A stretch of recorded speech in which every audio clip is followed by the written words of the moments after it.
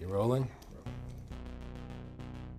What happened on 9/11 is a phony, and we've never learned the truth about 9/11.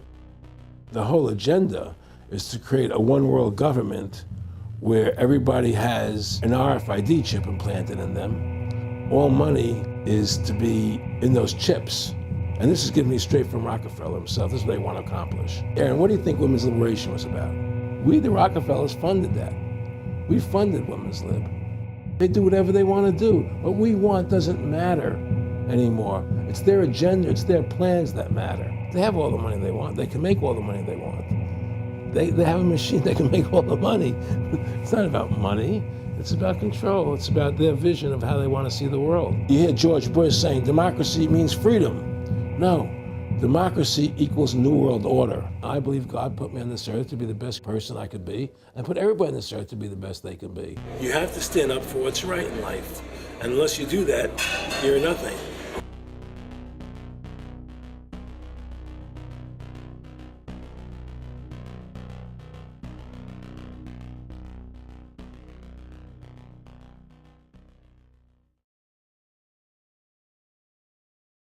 You rolling? I'm honored to be interviewed by Alex Jones, a truth seeker, fighting for justice in America. Now he's charming me. He's getting me all smiley. Aaron, when did you start to think something was wrong in the world, or start to find out about the whole banking cartel and the Federal Reserve System, the New World Order? Well, that was a progression of events.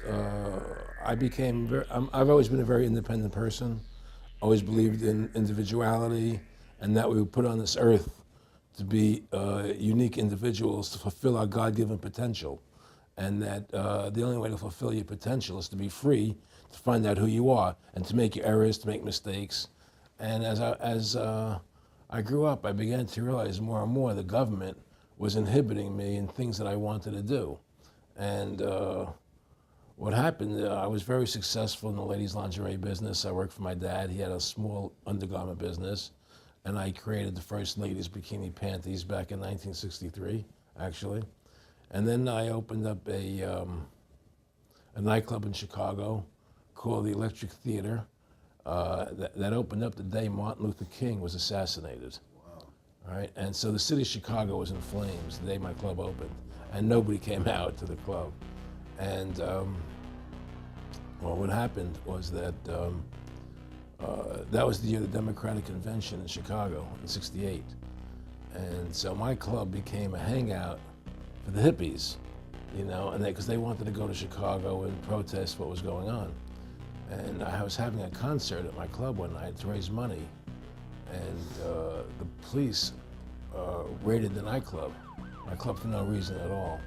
And I was standing outside in my office overlooking the street, and I saw all these paddy wagons pulling up in front of my club. And I was a 24-year-old kid. I had no experience at all, really. So what are these paddy wagons doing here? And then I saw all these cops getting out of the paddy wagons coming into my club. I said, oh my God, they're raiding me. And so I ran down to the stage, and I got on the stage, and I stopped the band from playing.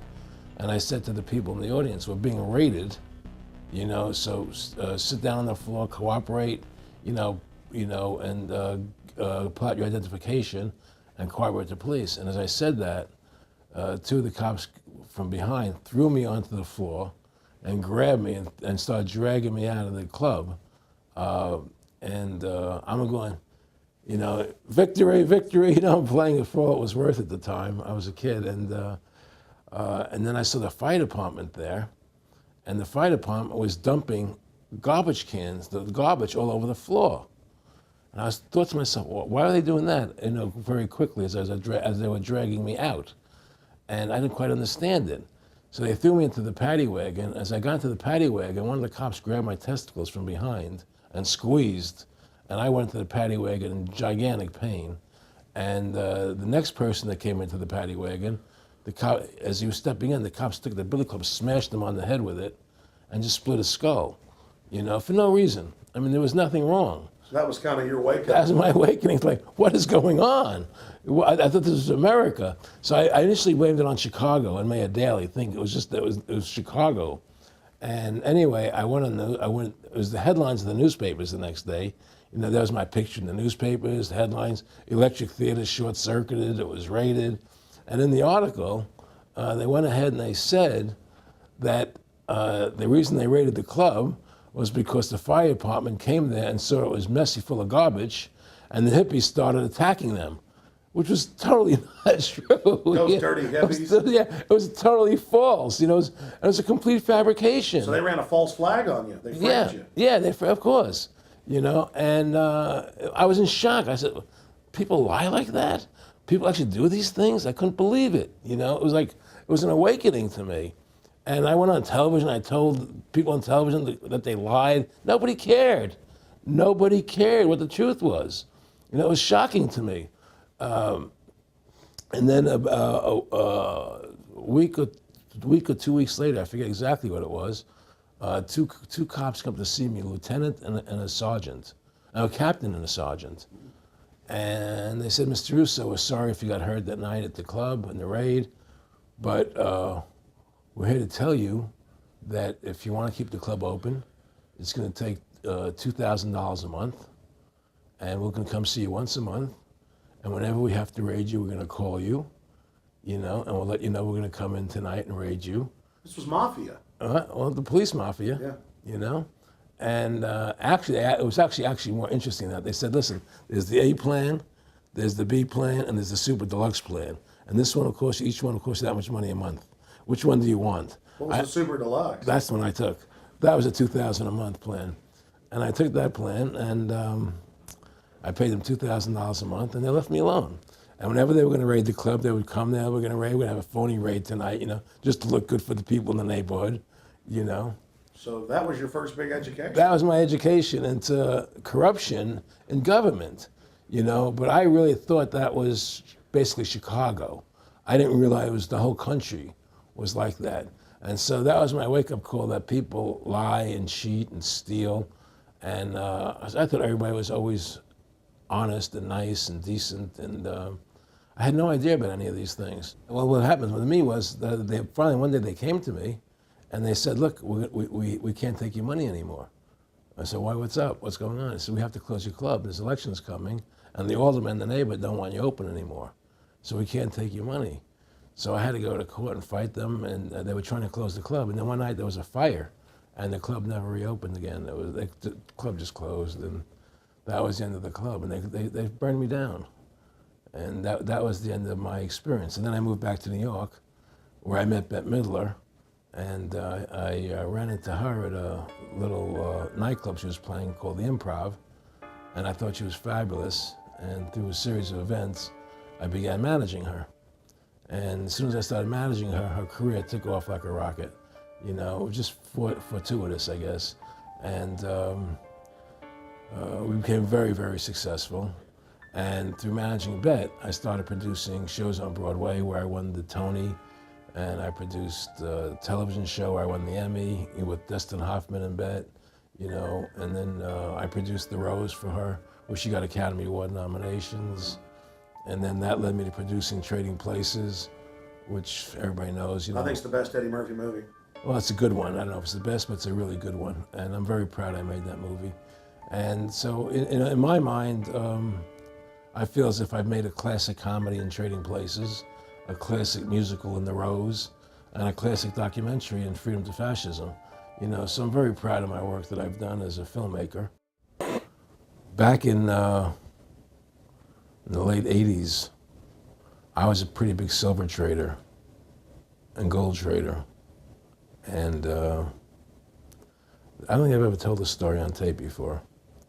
I was a pretty big silver and gold trader. And I always paid my taxes, and I took what was a legal tax deduction on my silver trades. And a few years later, I think it was 88 or 89 or something, the IRS claimed that what I did, and other people did as well, was now illegal. We couldn't do it anymore. But they made it retroactive. I said, what do you mean retroactive? It was legal then. I did what was legal. I said, yeah, but it's now we're making it illegal retroactively. And that's not good. So you owe us $600,000 or $800,000.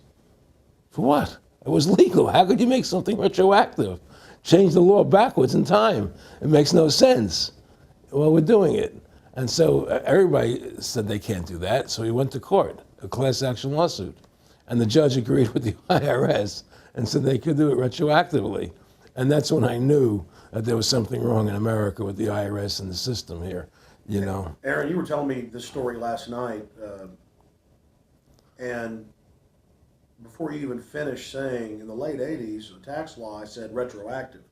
And I knew that because they literally ruined my dad, but he paid. He didn't know. He still thought this was America.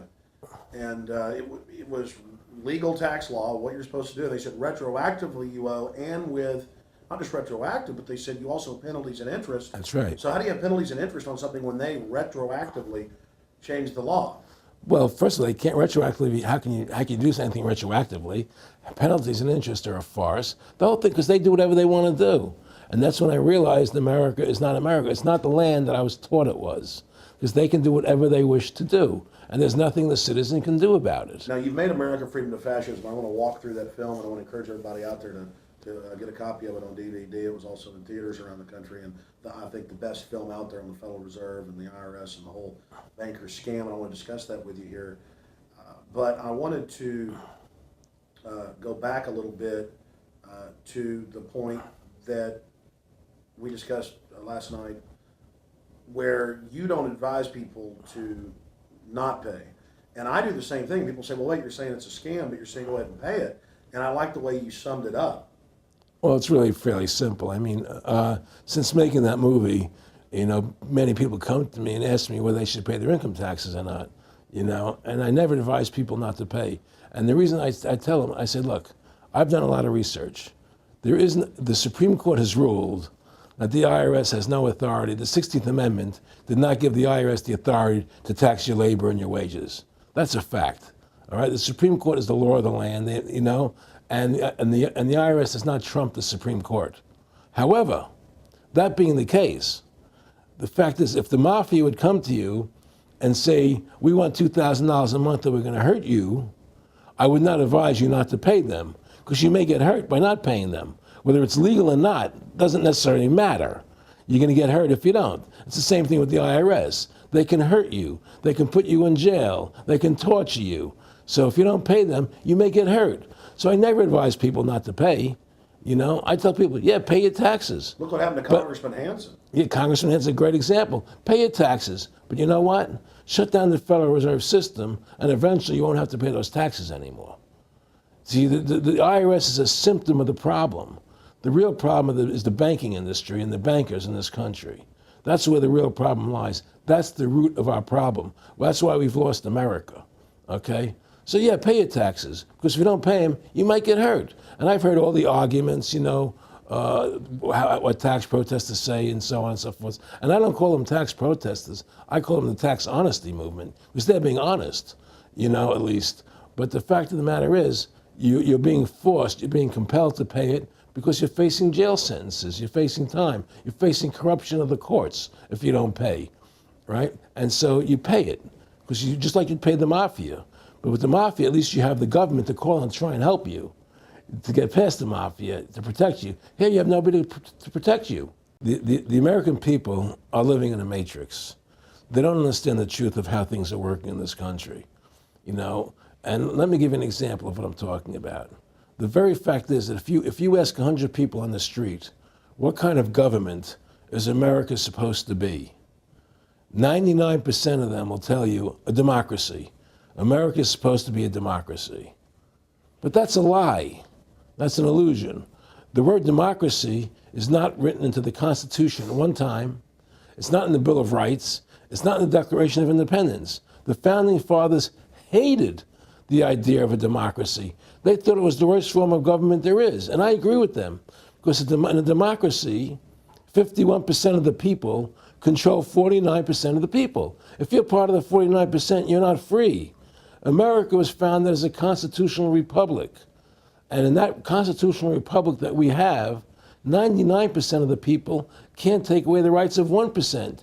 You have your rights because you were born with them. You have God-given human rights that nobody can take away from you. The government, the majority, no matter who they are, I can't take away your rights. And that's what our founding fathers gave us. But the psychological operations that they do to us, they make us believe that we're a democracy and that majority rules, you see? And they want you to believe that. Because then they tell you this poll says this many want this and this many want that and this many want this, and it doesn't have anything to do with anything. Well, Hitler was elected. Hitler was elected. Hitler did everything legally. And in a constitutional republic, a minority is protected against a majority. Wasn't it Benjamin Franklin, to paraphrase, that said democracy is two wolves and a sheep voting on what's for dinner? Exactly. And then he also said, in a republic, the sheep would have a gun to protect himself. You know, and that's the truth. America's not a democracy, but you ask the most intelligent people what form of government America is supposed to be, they'll say a democracy. Because that's what they've been brainwashed. They've been psyoped into believing that. They believe that we're in Iraq. They believe we're in Iraq to promote democracy. The word democracy, you hear George Bush saying democracy means freedom. No, democracy equals New World Order. Democracy equals slavery. The word democracy is not synonymous with freedom. It's the opposite of freedom. Democracy is the worst form of government you can have because it's majority rule. And the government can tell you exactly what they want to tell you to do because the majority wants it. I don't care what the majority wants. I live my life as I choose. And if I don't commit violence, theft, or fraud against another human being, I can live my life as I wish. That's my choice. And if I'm allowed to make mistakes, because when you make mistakes, you learn from them. You grow as a human being. We're put on this earth to become the best individuals we can be, to fulfill our God-given potential, right? We're not here to put on this earth so that the government can tell us how to live our lives and what we must do. We put into these systems and these paradigms. No. The same thing in health. You know, if you're sick, you have to have a certain protocol. Nonsense. You know, be individuals, think for yourself, have critical thinking, you know? And so what's happened is that because they've taught everybody that we're a democracy, which is not true, now, so then in 1913, they bring the Federal Reserve System into being, right? And now you have this Federal Reserve System, which then in 1913 got the right to create money for the government, when before that, the government created its own money. Now the government, when it needed money, had to borrow it from this private bank called the Federal Reserve, which is a private bank owned by individuals, incorporated in Delaware. And so what happens is now the government borrows money from them to fund the government. Then the government says, well, we have to pay these people interest. How are we going to pay them interest? Let's impose a tax on the labor of the American people, which never existed before, to pay the interest to the bankers. In fact, in 1980, Ronald Reagan said not one red cent of your income tax money goes to run the country. It all goes to the Federal Reserve. Well, it was the Grace Commission report that said that not one nickel goes to the infrastructure of the country. You know. I guess Reagan quoted that. Then, right. And so, but the point I'm trying to make is that by creating this Federal Reserve System, the government now became dependent on these private banks for money. And they started taxing us, you see. And so now what happens is that in 35, I believe it was, Social Security started. And they gave you Social Security cards, said not to be used for identification, the Social Security number right on the card, right? And through Social Security, they started deducting money out of your paycheck. That was the first time they were ever could take money out of your paycheck, because people agreed to it because they thought it was going to their retirement fund. And so then when they instituted the income tax again, they started taking money out of your paycheck because Social Security could do it. So then they could do it again. You see what I'm saying? And so now they've even taken control of the tax payment itself. I mean, literally like you're a slave. They're taking it right there when you make it. Exactly. They don't even trust the public enough to send them a check. You know? Right. So they take it out automatically because they know people aren't going to want to pay it. So what's happened is that through the implementation of the Federal Reserve System, the government has become vested in these bankers, and they get their money from the bankers. And so then they impose a tax on us, which makes us more slaves, makes it more difficult for us to survive, right? Giving them more profits. And now what's happened is that through the Federal Reserve System, the bankers have pretty much taken control of our government. It doesn't matter Republican and Democrat anymore, because they're both the same. Neither one of them are talking about shutting down the Federal Reserve System or stopping the payment of taxes, or any of the big issues that face Americans, right? So I had a friend, Nick Rockefeller, okay, who was one of the Rockefeller family, and he, when I was running for governor in Nevada, he came to me, introduced himself to me through an attorney, and we became friends. We started talking about things, and I learned an awful lot from Mr. Rockefeller. And one of the things that we used to talk about was the ultimate plan of the banking industry, what they wanted to accomplish. And the goals of the banking industry, not just the Federal Reserve System, but the private banks in Germany and England, all over Italy, all over the world, they all work together. They're all central banks, and they're all part of the Communist Manifesto. Central banking is one of the major planks of the Communist Manifesto. We talk about America being a capitalistic country, but yet at the same time we have a central bank that plans everything for us, right? And the graduated income tax is another plank of the Communist Manifesto, right? So right there you have two major planks of the Communist Manifesto that have been brought in because of the Federal Reserve System, okay? So the ultimate goal that these people have in mind is the goal to create a one world government run by the banking industry, run by the bankers, and they're doing it in sections. The European currency, the euro, and the European Constitution is one part of it. Now they're trying to do it in America with the North American Union, right? And they want to create a new currency called the Amero, right? And the whole agenda is to create a one world government where everybody has an RFID chip implanted in them. All money is to be in those chips, right? There'll be no more cash. And this is given me straight from Rockefeller himself. This is what they want to accomplish. And all money will be in your chips. And so instead of having cash, anytime you have money in your chip, they can take out whatever they want to take out whenever they want to. If they say you owe us this much money in taxes, they just deduct it out of your chip digitally. Total control. Total control. And if you're like me or you, and you're protesting what they're doing, they can just turn off your chip. And you have nothing. You can't buy food. You can't do anything. It's total control of the people. And that chip's connected to a database that has your purchasing records, what you do, what Everything. you sell. Everything is in there, And so they want a one world government controlled by them, everybody being chipped, all your money in those chips, and they control the chips, and they control people. And you become a slave. You become a serf to these people. That's their goal. That's their intentions. Eric, can you be specific about when you met Rockefeller, how it happened in these discussions? I met Rockefeller through a female attorney I knew who called me up one day and said, one of the Rockefellers would like to meet you. I had made a video called Mad as Hell, and he'd seen the video and wanted to meet me and knew I was running for governor of Nevada. So sure, I'd love to meet him. And I met him and I liked him, and he was a very, very smart man. And we used to talk and share ideas and thoughts. And he's the one who told me 11 months before 9/11 ever happened that there was going to be an event. Never told him what the event was going to be, but there was going to be an event. And out of that event, we were going to invade Afghanistan to run pipelines from the Caspian Sea. We were going to invade Iraq, to take over the oil fields, establish a base in the Middle East, and make it all part of the New World Order. And we go after Chavez in Venezuela.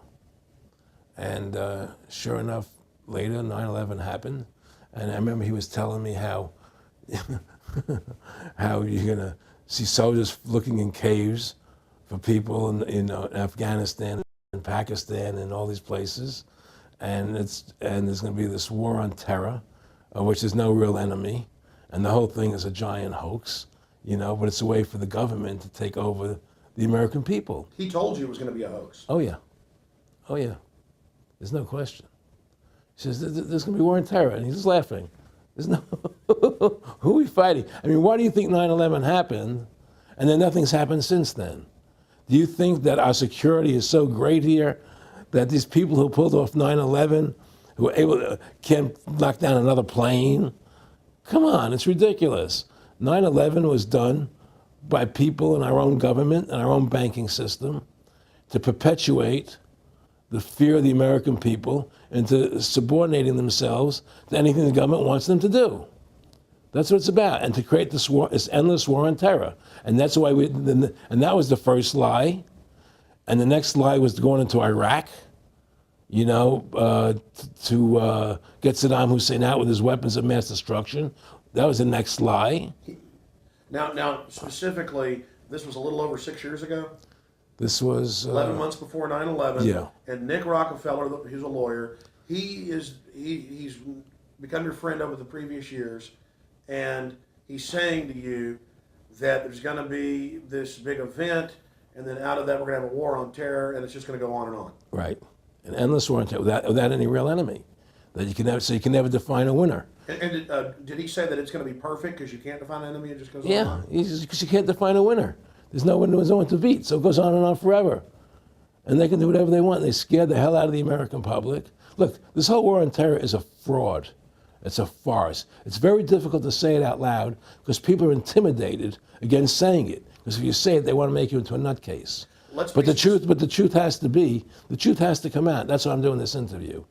The fact of the matter happens to be that the whole war on terror is a fraud. It's a farce. Yeah, there's a war going on in Iraq because we invaded Iraq. And people are over there fighting, But the war on terror, that's a joke, And until we discover what really happened on 9/11 and who was responsible for 9/11, because that's where the war on terror emanates from. That's where it comes from. It was 9/11 that allowed this war on terror to begin. And until we get to the bottom root of 9/11, the truth of 9/11, we'll never know about the war on terror. Aaron, you said that he was, and I think it's important, and I know this about the Rockefellers from Dr. Dennis Cuddy and many others who literally, you'll be 20 years old in a lunch line at college, and there's David Rockefeller.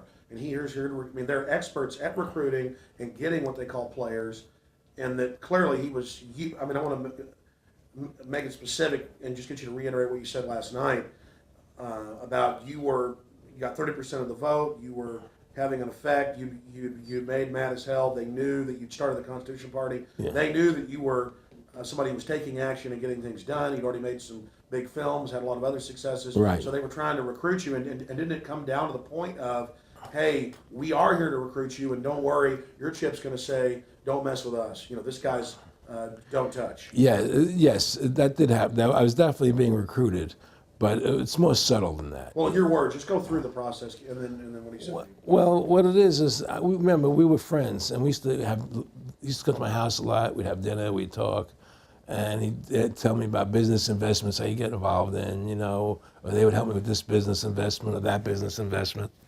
And was I interested in joining the Council on Foreign Relations? I would have to get a letter to join them, but was I interested in that? And, just stuff, leading you on. And I used to say to him that I never really did that because that wasn't where I was coming from. As much as I like you, Nick, your ways and my ways, we're on the opposite side of the fence.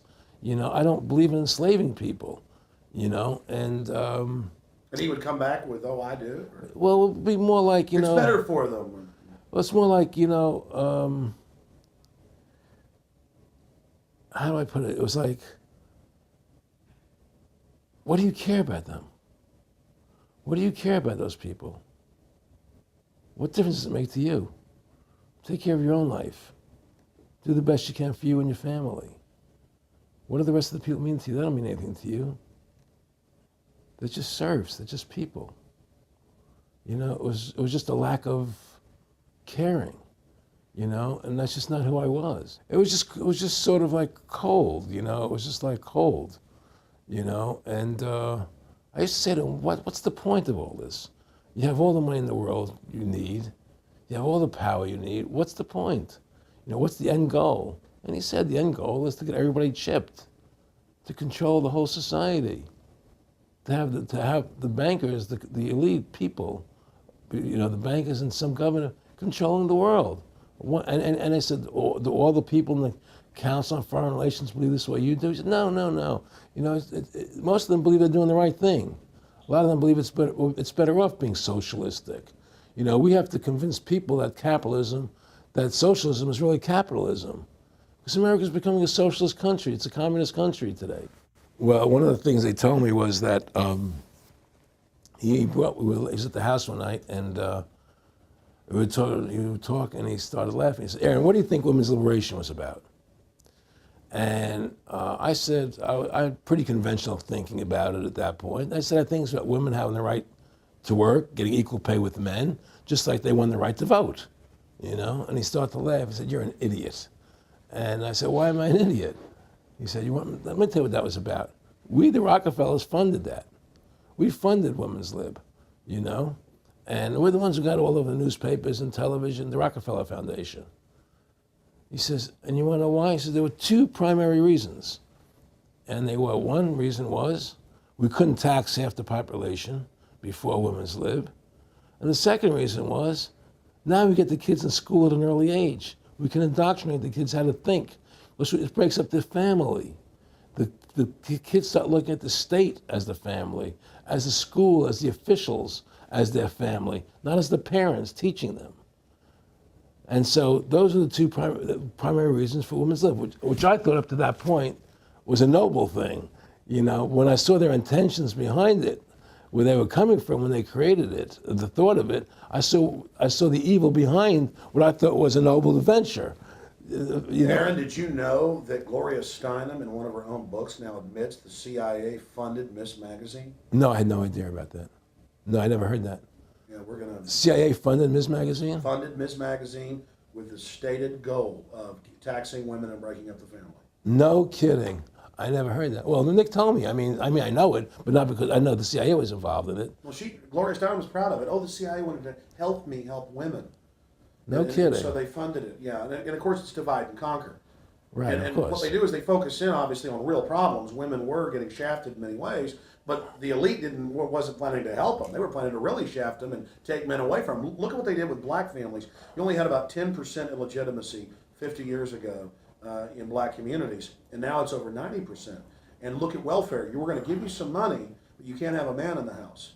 Right. And so that was further to degrade the family. Totally destroyed. And now illegitimacy is over 50% in the general population. Right. Well, see, the whole thing is these people control the money, so they make all the rules. You understand? And they put whatever rules they want into effect. And the truth is, America has really become a socialist, communistic country. And everybody says it's a capitalistic country. It's not a capitalistic country. How can it be capitalistic when you have a central bank? That's the first. It can't be. It's a planned economy. It's a planned economy. It's a phony. If they want to create prosperity, they just print dollars. They just make dollars or put digits into the economy, and then now you have prosperity. You don't have real prosperity. You don't have real manufacturing. You just have money being injected in. It's an infusion of credit, which only makes the government go into more debt. Into more debt. My friendship with Nick Rockefeller was one where we expressed ideas to each other and thoughts and philosophies, and he wanted me to become part of what they were doing, and for me to become a member of the CFR, and offered various business opportunities for me to get involved in, and for me to not take up the fight or the battle that I've been taking up in the past, to drop that idea, because what was the point of my fighting for the people? I was a guy who was very successful in the movie business, and I saw the truth of what was happening. I tried to express it to the people, and rather than having me express it to the people, they wanted me to join their side because I was a mover and a shaker, and rather than me opposing them, to join them. It was real simple, and he tried to recruit me into that situation, and I didn't go for it. Did he get angry when you didn't go for it? No. And, it's like, I remember one time he said to me, you join us, so you have an ID card, Aaron, you have a chip, and your chip will say KMA on it, And I said, what does KMA mean? He said, it means kiss my ass. And anybody stops you, a cop or whatever, and you show them your card or your chip, and they'll know to leave you alone because you're one of us. Why are you fighting for the people for? What is that about? The people just, they have to be ruled. They have to be, the Constitution, what you're standing for, is only for a few people. It's only a few individuals that can live that way, and we believe that it's best for society to be ruled by an elite people who control everything. And I said, I don't believe that. I believe God put me on this earth to be the best person I could be, and put everybody on this earth to be the best they can be, not to be a slave and a sheep to you and these people. And I don't understand why you want to control everything. What is the need for that? And I asked them, do all the people in the Council of Foreign Relations feel the same way you feel? He said, no, a lot of them think they're doing the right thing. They think that socialism is the best way to go. They think that, that they're doing the right thing. But the people at the top, they all know the truth of what's happening. And that's what it is. So it's compartmentalized within the elite structure as well. Of course it is. Pyramidal. Of course it is. I mean, all the people that are in the CFR, was that 2,000-3,000 people? I forget what, like Dan Rather. They don't know what's going on. They join the CFR because it's prestigious. They think it's good for business. It's good for this. They don't know what's really happening. The evil that comes out of it, that's emanating out of it. And to me, the biggest evil is what's happening right now, because what happened on 9/11 is a phony, and we've never learned the truth about 9/11. That's the question I wanted to follow up on. He tells you 11 months before there's going to be an event, all this is going to happen. What did you think on the morning of 9/11? Where were you, and did you think about Nick Rockefeller and what he had told you when you saw those towers fall? No, I was actually in Tahiti when 9/11 happened, and I got a call from my son, and my son said the Twin Towers, they were just attacked and they were falling down or something. So what are you talking? I was in Tahiti, I was asleep, and he said, yeah, they were hit by a plane, da da da. And so where I lived where I was in Tahiti, there was no television, so I had to run around the other side of the island to a hotel where they had, and it was all on television, and that's when I first saw the stuff on TV about it. And I didn't immediately equate it to Nick, but when I realized that we're going to go into Afghanistan, Iraq, and as that developed, I realized what it was. I mean, to me, I see people like Bill O'Reilly on television, right? And I see how much they control the media. Like there was this girl on Bill O'Reilly the other night from an organization saying the world can't wait. And this girl was spot on. Everything she was saying was the truth. And all Bill O'Reilly could do was call her a lunatic. He couldn't challenge the facts. They just call people names.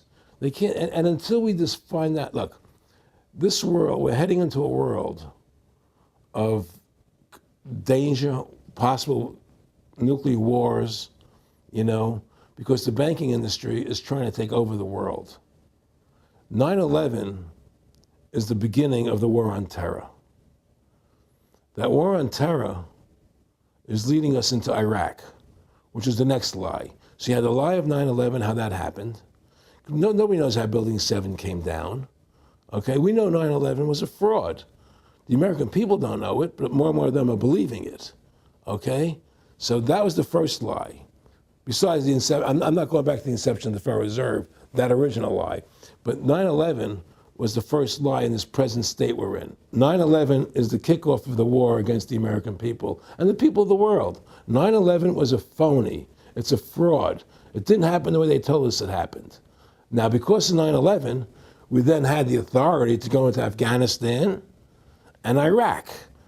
Iraq didn't have weapons of mass destruction. Okay, so that was the next lie. Now they're talking about going into Iran. Now, how would you feel if you were Iran and you had this big, powerful country, America, go into your next door neighbor, take over their oil fields, right? Wouldn't you be worried that what they were going to do to you? Of course you're going to be worried. But the people of America don't think about it from Iran's point of view. They think about it from our point of view. So now we're going to send more troops into Iraq and keep building up because they want Iraq and the Middle East to become part of the New World Order. And Iraq was using, Saddam wanted to start using euros instead of dollars, right? He was messing up their whole consumption. Iran wants to start using euros instead of dollars. They have. Okay? So I'm saying what they're trying to do is preserve their power. And one lie leads to the next lie, leads to the next lie. And until you get to the root cause of 9/11, which is supposedly the war on terror, we'll never solve our problems here. Should we send more troops into Iraq? Should we not send more troops into Iraq?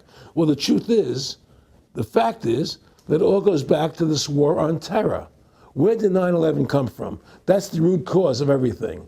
And until we have a full investigation, find out why Building 7 fell down, why they shipped all the steel out of America so quickly, from the buildings, why all the things that don't make any sense about 9/11, until we find out why it really happened, we'll never understand why there's a war on terror. And we'll never be able to prove that the war on terror is a phony. Nick and I discussed many things. One of the things we discussed, or he brought up in conversation, was reducing world population, and felt that there were too many people in the world. In a way, I agree, there are too many people in the world, but I don't think I have the authority to say who's going to die and who's not going to die, But they felt that they wanted to reduce world population, and he felt that it should be reduced by half. He even mentioned to me once they were having a real problem trying to solve the Israel-Palestinian problem. And he talked to me once about they were playing with the idea of bringing Israel to Arizona, and taking all the people from Israel and giving everybody $1 million and setting up Israel in the state of Arizona. Unbelievable. Just to end that problem, because that's a problem that they're not in charge of, in a sense. They're not controlling that problem. They're very arrogant. They can do whatever they want to do. We've given these people the authority to create money out of thin air, and through that device, they control everything. And if you want to win the battle to stop that, you have to deny them the ability to create money. It's only because they can make money that they have all this power. They literally have the money machines. They have the money machines. They can print it. They can do whatever they want to do. They own everything. Aaron, we take over pretty quick. If we were the guys that issued the money, everybody had to come give us real assets for the use of this money we just printed up. People. I tell people, why in the world does the American government borrow money from the banks when they have the ability to create it themselves without borrowing it and paying interest on it? Why? And nobody can answer that question. Not one politician ever raises that. Why does the American government borrow money when they can create it without paying interest? Well, we did create it up until 1913. And so people say, well, because if the American government does it, it'll create inflation. That's the answer. I say, well, let's look at it. The American government has the Federal Reserve do it, which creates the same inflation as if they did it. But also with the inflation, now you're getting massive debt. So with the Federal Reserve, you have inflation and debt. Now, if the American government made the money, backed by gold, which limited the amount they could make, you wouldn't have debt and you wouldn't have inflation. But inflation was only about 50% from the 1780s, I've looked it up, until the late 1800s.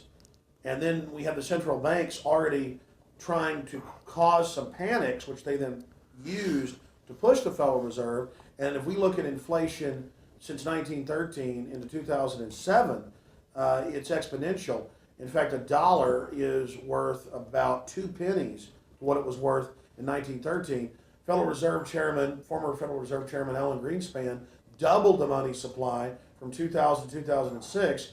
And then Edward Bernanke, the new Fed chief, came in and said he was going to double it again in the next 2 years. And then he said, now I'm going to make the money supply numbers secret. And so now we don't even know. Right. But the evidence is they are just, in the curve of inflation, it gradually grows. And then suddenly at a point, it goes straight up. And it seems it's parabolic, yeah. Yeah, parabolic. But the thing is that the only thing I disagree with you on from early 1800 to 1913, there was no inflation other than during the Civil War. When Lincoln was I'm printing. talking about how much a dollar was worth. And I know never changed. There was no inflation in that whole 100 years. there was no inflation. People knew what the money was worth. They could retire. They knew what it would cost them to live their lives out. There was no problem. It was only since 1913 when the Fed came in that we created massive inflation and massive debt. So then what you said earlier, then there really wasn't inflation. There was no So inflation. you don't get inflation when the government issues the money, at least in the U.S. history. Not if it's backed by gold. Well, exactly, but I'm talking about, and I did look this up, and I believe that if you look after the country was set up, and some of the things happened with Andrew Jackson and the rest of it, there were points where it spiked and there were manipulations. There were points, mostly during the Civil War. Yeah, and that's Mostly- because Lincoln printed so much money. To pay. Exactly. That's right. But once that ended, but basically there was no inflation other than that during that short period of time. I mean, a loaf of bread was a loaf. Of course, the same thing. People could plan their lives. Today, they planned inflation. Now you have two parents working.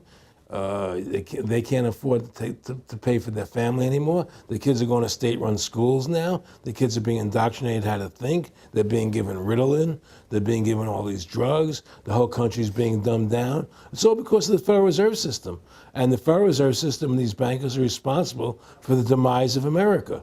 And if we ever want to win this battle, you must shut down the Federal Reserve System.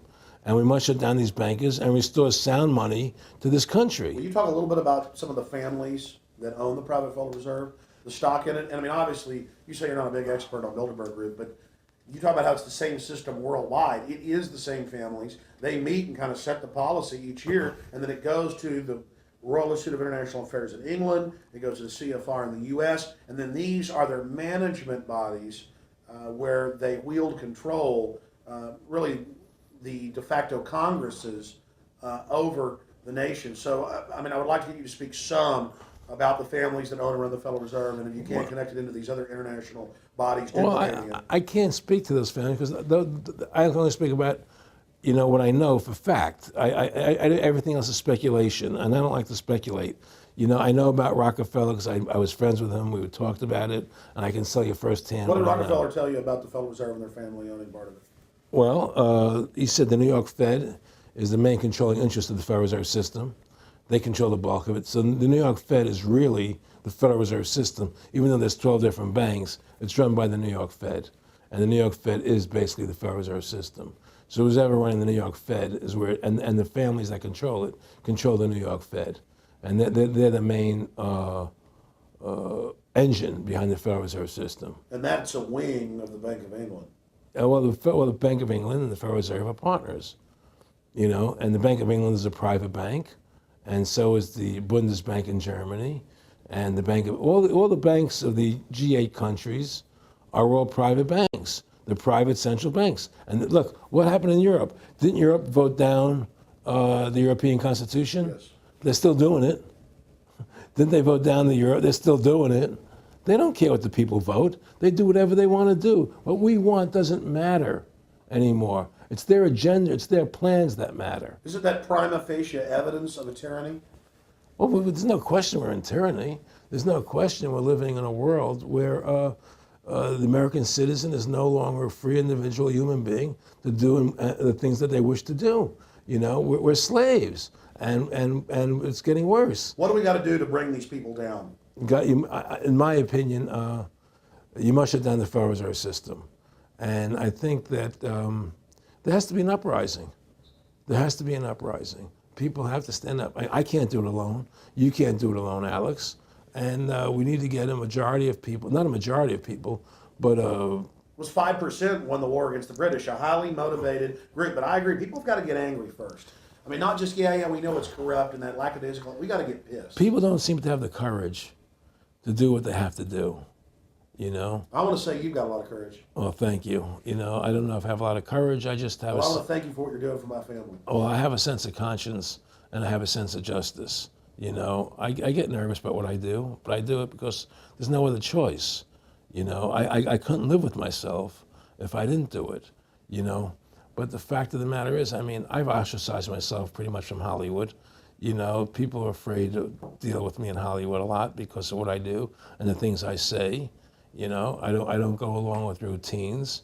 A lot of people in Hollywood know the truth. They're not willing to stand up and speak about it. You know, and I know many of them have seen my movie, you know, and they know I'm right, and they won't talk about it because everybody's afraid. Everybody's afraid because they think that this money they get, these Federal Reserve notes, are really money, and they think they have a comfortable lifestyle, and they're afraid of change. You know, they're afraid to stand up for what's right. And until people are willing to stand up and have the courage to do what they need to do, it's not going to change. And hopefully, you know, what you're doing, what I'm doing, what other people like us are doing, can affect the change that people will stand up and say, hey, I've had enough. The thing is, we have one advantage. That they need us to cooperate. See, if we don't cooperate with them, they can't win. And so they always need our cooperation to go along with their programs. So they try to sell us. Right. They try to sell us. Democracy, this majority says this, believe in this, do that. The war on terror, you know, we got to be scared. You know, let yourself be. They're always trying to do things to sell us that will go along with them. And once we learn not to cooperate with them, then we win the game. And that's the point. Don't cooperate with them. Don't go along with the program anymore. Stop it. Join forces. You and I should run for president and vice president and take over this country and bring freedom back to this country. You know, that's what it takes. Two people like you and I, statesmen who believe in freedom, who believe in Thomas Jefferson and the Constitution and the founding fathers to make this country whole again. Because right now it's in the grip of the evil ones, you know? And the only way to stop that is for good men to stand up. What's Edmund Burke said? Evil can only thrive when good men do nothing. Yes. Right? We got to do something. That's what it is, you know? Silence is golden, but when it comes to your freedom, it's yellow. You know, we have to stop being scared. We have to stand up and do what's necessary to take back, to stop these bankers, these elite, this government full of lies, congressmen full of liars, you know? People destroying our borders, you know, creating a government. I mean, imagine this. Here you are in America, and they're combining America, Canada, and Mexico into one country, the North American Union, and the American people don't know anything about it. It's not even in the press. They'd rather talk about Rosie O'Donnell and Donald Trump calling each other names than discussing the fact that we're merging into one country. The press doesn't even report it. Or that Paris Hilton doesn't wear underwear. Yeah, Britney Spears. But I mean, who cares? I mean, the fact of the matter happens to be that tells you how controlled the media is. Here you are combining America, Canada, and Mexico into one country, and you don't see it in the press. Unless maybe it's Lou Dobbs. You don't see it in the press. You just don't see it. It should be the top story everywhere. Everywhere, and not a word about it, really. Why? That tells you there's the evidence that it's controlled. They don't want the American people to know what's going on. That's why they don't protect our borders. That's why we're losing our Constitution, the very document that secures our freedoms. There is a rising tide against it. There is a rising tide, but we have to mobilize. We have to mobilize. And we have to get all the good people in this country to stand together and say, I'm not going to take it anymore. Well, I think if you analyze the situation, and if you realize that since the Federal Reserve has come into being in 1913, illegally, without a constitutional amendment, by bribing a few senators during Christmas vacation, they turned over the most important power that the American government has, the creation and issuance of money, to a private bank. Through that private bank issuing money, they have destroyed this country. They have destroyed the purchasing power of the money in this country. They've created social programs that are destroying this country. Now, they've taken over our government, both Republicans and Democrats. There's no difference anymore between the two parties. They control both parties. It doesn't matter to them which one wins, because who's ever running for president will be someone they anoint, okay? Whether it's Hillary Clinton or John McCain running for president next year, they're going to be people that are going to do what they want them to do. And the fact of the matter happens to be that you can't win an election unless you have enough money to win. They make sure who gets the money. So through these bankers attempting to taking over America, knowing that America was the freest nation in the world, it was necessary for them to take over America, take away our gun rights of freedom to bear arms, and create a country where we become slaves. Because once they take over America, the rest of the world becomes a lot easier for them. And so by creating 9/11, an event to terrify the American people that were being attacked by terrorists. You create a world where there's an enemy that can never be pinpointed. You can never win the battle. It's a 100-year war. It's a never-ending war on terrorism, right? So you're always fighting this war. Then through the war on terrorism, which is the 9/11, which is the first lie, then you create the war on terrorism, which is the next lie. Then you create the war in Iraq for weapons of mass destruction, which is the next lie. And it's one lie to the next lie to the next lie. Now it's going to be Iran, the next lie, sending more troops and a surge into Iraq. It's just one thing leading to the other, and it's always with the event. It's always in the point of taking over more countries, more dominance.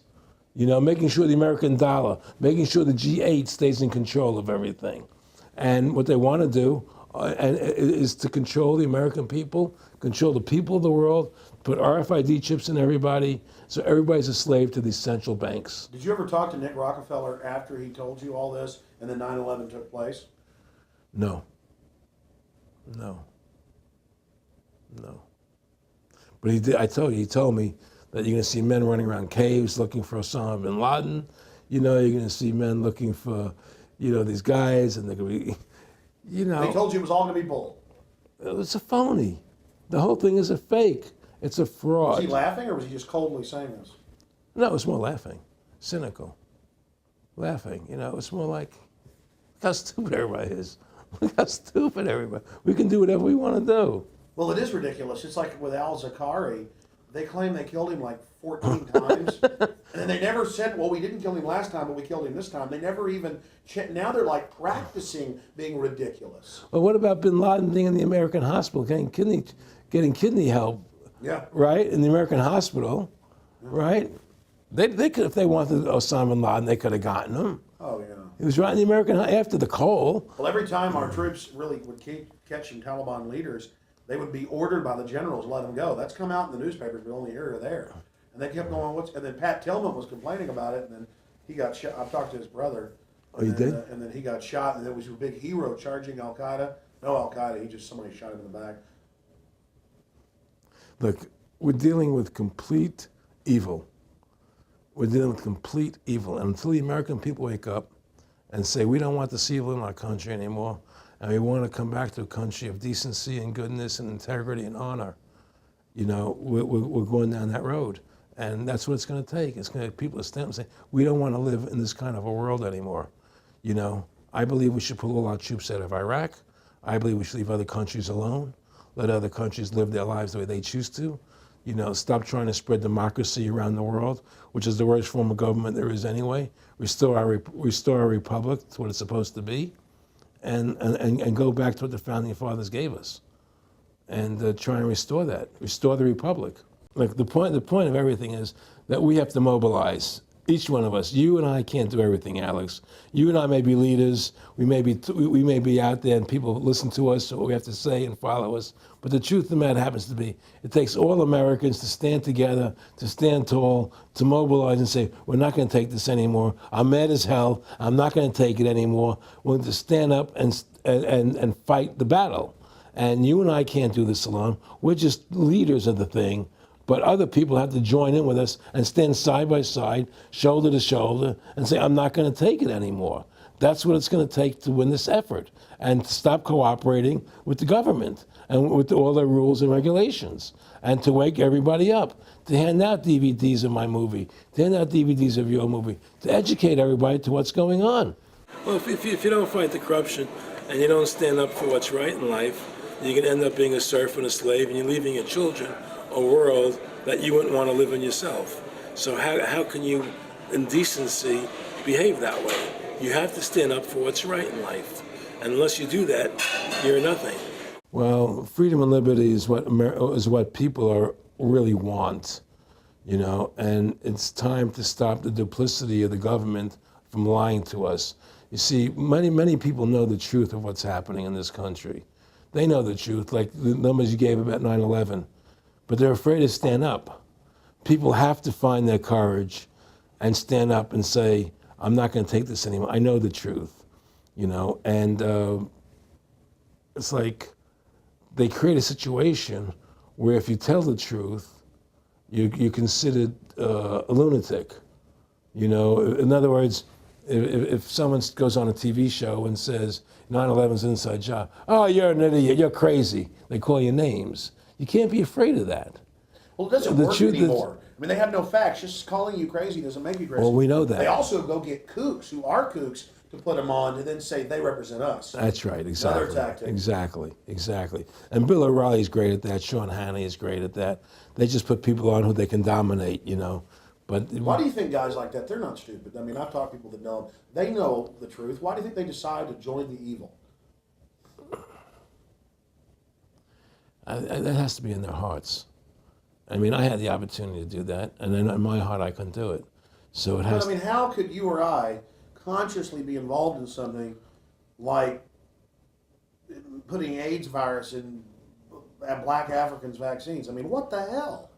I mean, it's like we're not good guys either. I mean, I don't think I'm like some special perfect person.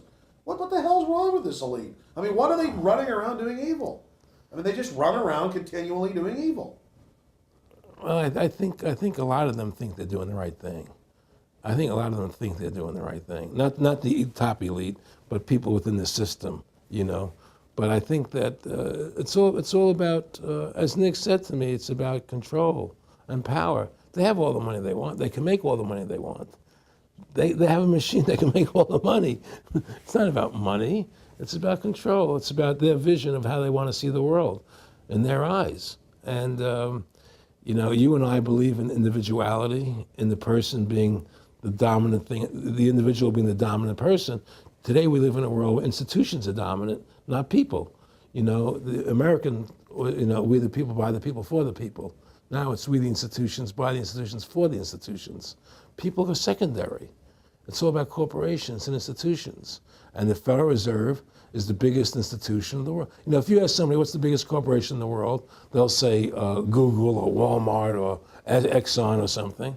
But the biggest corporation in the world is the Federal Reserve System, right? And all the other corporations feed off the nipple of the Federal Reserve System. Well, it's like the Monopoly game.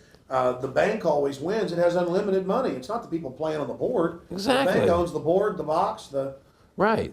the shelf it's sitting on. But that's because you gave them the ability to make the money.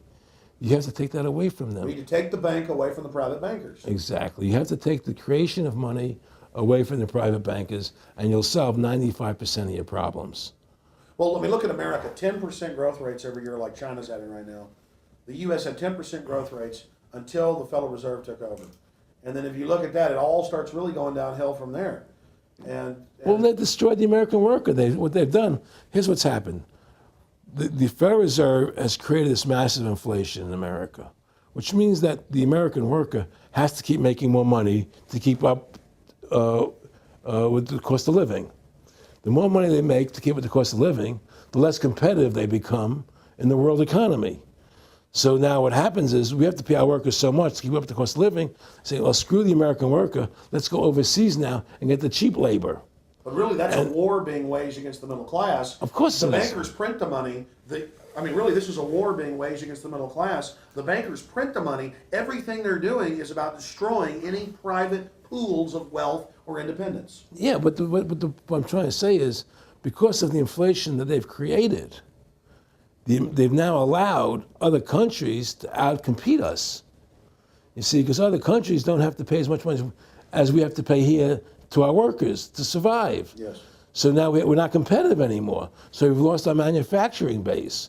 We've lost our competitive. In the old days, the American worker, you wanted to buy everything American. You wouldn't buy anything from Japan, which was cheap crap. And what does that leave us? It leaves America this military force, and so the elite's giving us a deal. We'll continue to build up your military and give you homeland security jobs, shift your economy over to being the bulldog enforcer of the New World Order. Exactly. You can either do, and by controlling the economy, they force everybody into that position. That's exactly correct. That's exactly correct. And there's no more manufacturing here. We're a service economy. We do nothing. We provide nothing. We provide nothing to the rest of the world anymore. Well, first of all, Freedom to Fascism is a movie that everybody should see, because we show the fraud of the income tax. We show how judges put people in jail for no reason. We show the corruption of the justice system, and we show how the Federal Reserve came into being and how it's controlling society, and how all the central banks of the world are working together through the Bank of International Settlements in Switzerland, which is the central bank for all the central banks, and how they all work together to create this one world government, the one world order, which is what they're trying to do.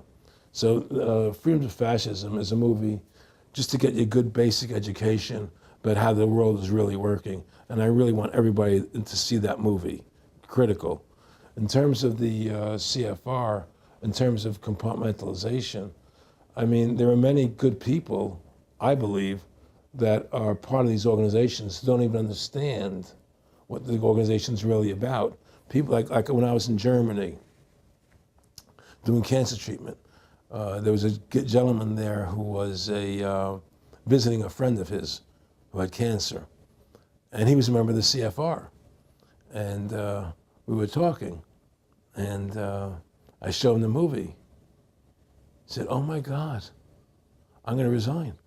I had no idea this was what the CFR was about." He had no idea. He was just a nice guy who thought he was in this prestigious organization. Yeah, a lot of it's about getting good people, and so you can watch them. Keep your friends close, your enemies closer. Well, no, it wasn't even that. It was, well, a lot of people join the CFR because they think it's a prestigious organization. It'll help them in business, make good business contacts. They didn't have an understanding that the CFR is really about world domination, about how they and the Trilateral Commission, the Bilderbergers, all work together, with the banks to control the people. A lot of them don't understand that. They don't see the big picture. Oh, it's CFR, it's a prestigious organization. I'll meet this one, I'll meet that one. I can do good business deals out of it. It's just business to them. The CFR wants to get the people in there that have influence and power, and so they're part of that. So they're not opposing them, It's like the whole country today is becoming the haves and have-nots. You're getting the very, very wealthy, the middle class is being destroyed, and you're getting the poor people. Isn't this just a slick mafia that took over and uses fancy PR? Well, you can call it mafia, you call it whatever you want, but it's definitely a criminal organization. There's no question about it. But it's a criminal organization that has prestige, that appears to have what's the word I'm looking for? Class, style. It's like, respected. It's respected. People don't look at it as being a criminal organization. That's what a great job they've done. People look at Alan Greenspan as being a hero. The maestro. What do you think happened with him in the late '60s? He wrote a big section, a chapter for Ayn Rand in a book, and he talked about how horrible the Federal Reserve was. We needed a gold standard. Now the bankers are robbing us. And then they literally came and said, "Oh, and you see somebody who made a deal with Beelzebub." Well, exactly. You make a deal with the devil. I mean, it gave him a chance to be one of the most powerful men on the earth, and it gave him a chance to accomplish things he never thought he would accomplish in his life other than that. And it's very seductive. It's a very attractive perfume. I mean, I was attracted when they came to me and spoke to me about it. I thought about it. I was attracted to it, They asked me if I wanted to open up these nightclubs, open up a chain of Baywatch nightclubs, and we'll do this thing, we'll do that, and we can do this. I mean, all these things were proposed to me, business ventures. But You know what it is? It was your nature, though. It's the way you are. You couldn't take the deal. Well, I can't do that to people. I just can't be in a position where I can do that to other people. I have a conscience, and my conscience would not permit me to do that. People say I'm very courageous. I don't think I'm courageous. I think I have a conscience, and my conscience doesn't allow me to do that to people. It makes me feel sick. I just don't believe in it. No, I agree. When I do bad things, I feel bad. When I do good things, I feel good. Yeah, exactly. I feel the same way. And I mean, I don't know what's going to come out. I don't have that much money, but I've got some money. It's like, what more do I need? I can go on a trip if I want. I can help pay for my kids to go to school and have my wife, comfortable. How do I go out and screw people so I can have some more junk? Well, money's a funny thing. I was talking to Michael Eisner one day, and I said to Michael, You know, you may have $1 billion, Michael, but they're all dollars. You know, if the dollar goes bad, how much money are you going to have? You know, and that's the thing. You know, everything is denominated in dollars. Everybody thinks in terms of dollars, but the dollar has no value. And then someday it's you know, everything returns to the mean. Well, really, the whole universe, financial universe we live in, is a matrix fraud.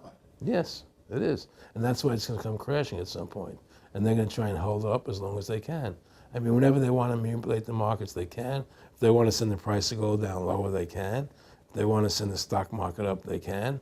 They do that. There's no more free markets. You don't live in a society where free markets rule anymore. You don't live in a capitalistic society.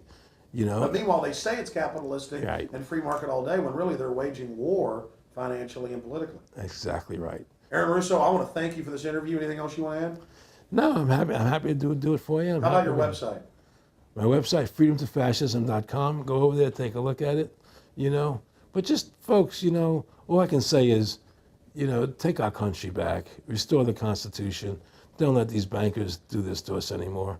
Stand up, don't be afraid of them, and do what you got to do, you know. And I have plans in the works, and when I get over my problems, you know, we'll reveal them, you know. And Well, I'll be supportive of that.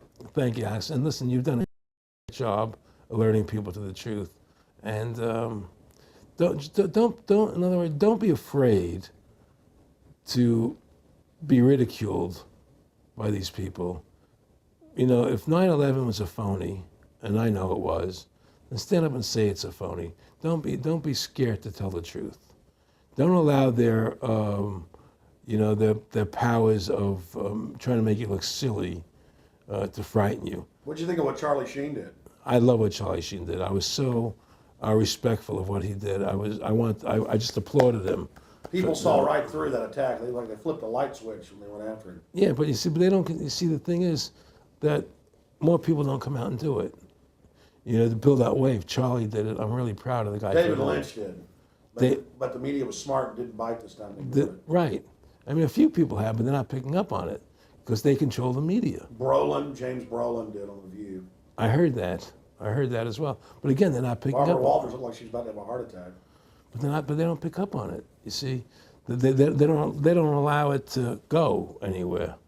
You know, it comes if someone says something, they let it die. You know, but they keep perpetuating, you know, the war on terrorism. They keep perpetuating all these things that are lies. And because we've given the Federal Reserve the money-making power, they control the media, they control the government, and they're all in bed together. So you're fighting all this propaganda all the time, and it's a very difficult fight. Americans, mobilize. Stand together, stand tall. Tell the government you're mad as hell. No longer cooperate with the government. Do not accept the national ID card. Do everything in your power to restore freedom and your individuality back to America. Stop being a country run by the institutions for the institutions. Let's go back to we the people, by the people, for the people, as opposed to we the institution, by the institution, for the institution. Stand up for your individual rights. Stand up for the godliness that's in each and every one of us.